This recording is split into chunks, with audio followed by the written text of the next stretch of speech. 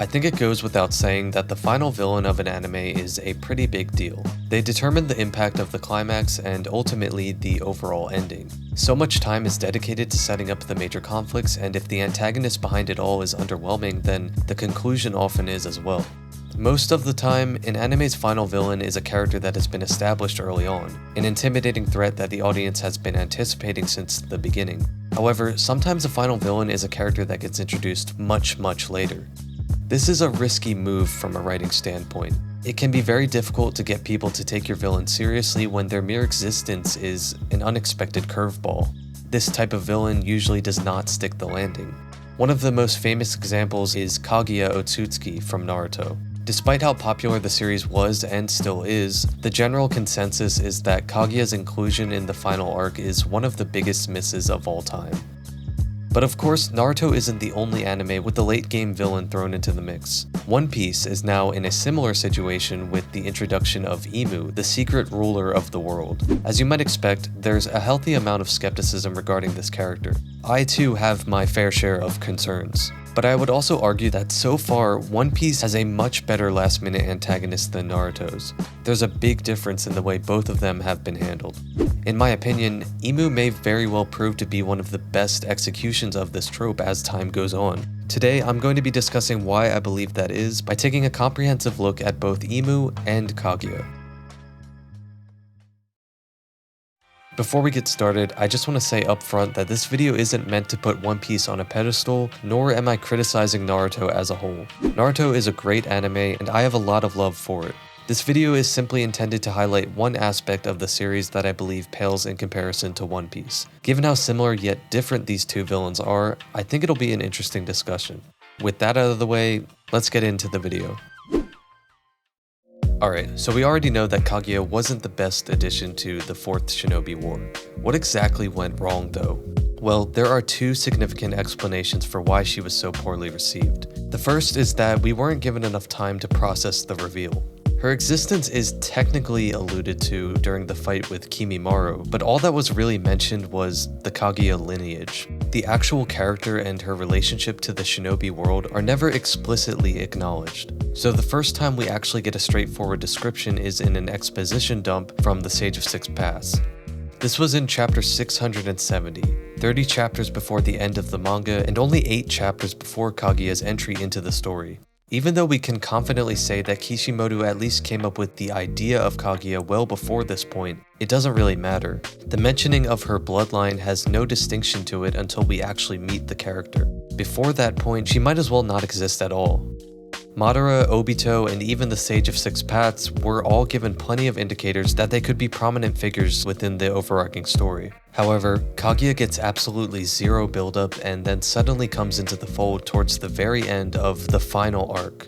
So not only are we left with very little time to sit with the revelation, there was no prior foundation for us to develop a meaningful interest.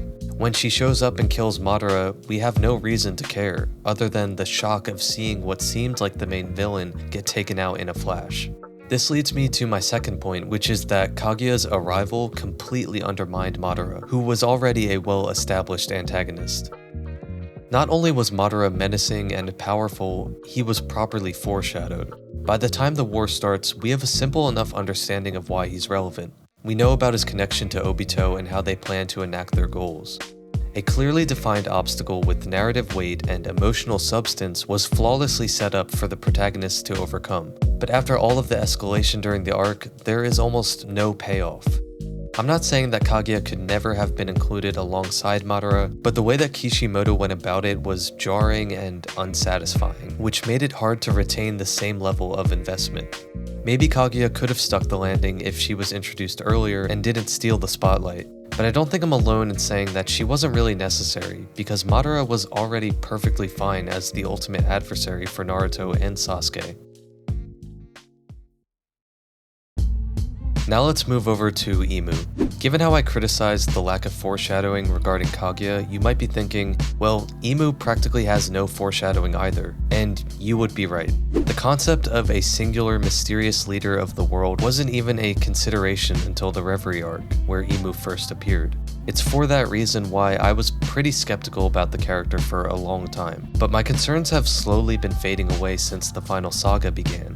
The key difference between Imu's lack of foreshadowing and Kaguya's is that Imu's development as a character is still ongoing. Imu was introduced abruptly, but they're steadily being built up after the fact with a clear vision. It's hard to say whether or not this was always in the cards for Oda. Personally, I don't think that it was, but I also don't think it matters. There's no doubt that he has a fleshed out story in mind for the character. We've slowly been getting glimpses into that story since their first appearance with some very intentional dialogue and imagery. But what's really important is that the audience has been given a lot of time to pick apart these scenes and process what this could mean for the future of One Piece as a whole. We're not being forced to accept them right out of the gate, and their cryptic persona has become genuinely intriguing. And while Imu may not have been an element of the story that was anticipated, they are directly connected to things that were and still are. Uncovering the history of the One Piece world has always been a big part of the adventure. Luffy's journey across the Grand Line and his ultimate goals were always going to lead him there. The secrets of the Void Century, such as the Ancient Kingdom, ancient weapons, Joy Boy, and the poneglyphs, these are all things that fans have been waiting years to find out more about. As we head further into the final saga, the inevitable Void Century flashback is approaching faster than ever. Like all flashbacks in One Piece, it will substantially alter our perception of those involved. So many characters, places, and events will be completely recontextualized. Oda is known for taking inexplicable aspects of his story and slowly peeling away the layers until everything makes sense. Imu is no different. I think this is the primary reason why there hasn't been that much backlash. Everyone already expects to be hit with these sort of bombshells because it's practically what Oda's built his entire brand on. Not only that, but Imu fits in surprisingly well with the story that we've become accustomed to without really changing the overall direction. They're obviously being propped up to be extremely significant, but it's also been made clear that Imu is just a piece of the larger puzzle, not the highest priority. It's also worth mentioning that Blackbeard and his own agenda are still being treated very seriously. Whatever his role in One Piece's climax will end up being, it'll certainly happen in tandem with Imu, rather than being shoved aside.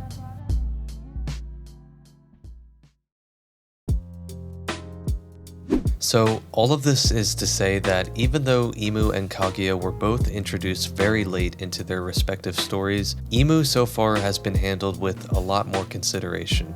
I wouldn't say that they're perfect though. There's still a lot of potential for things to change. Imu's identity and backstory could be underwhelming, and it's still uncertain if there'll be an interesting antagonist for Luffy specifically.